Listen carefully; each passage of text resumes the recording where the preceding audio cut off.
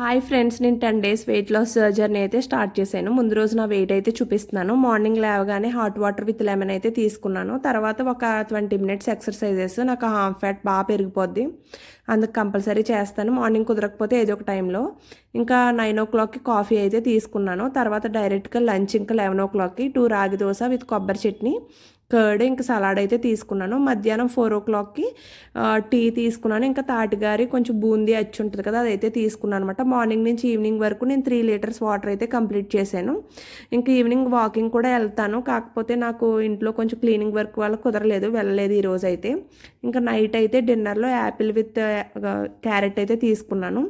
Night 8 o'clock సబ్జా water, ఇంకా పడుకునే ముందు డిటాక్స్ డ్రింక్ అయితే తాగానమాట. నేను రేపటి వీడియోలో నేను ఎంత వెయిట్ లాస్ అయినాయో చూపిస్తాను. ఈ వీడియో నచ్చినట్లయితే ప్లీజ్ లైక్ చేయండి. మీరు కూడా ఈ డైట్ నచ్చితే ఫాలో అవ్వండి. Please subscribe my channel.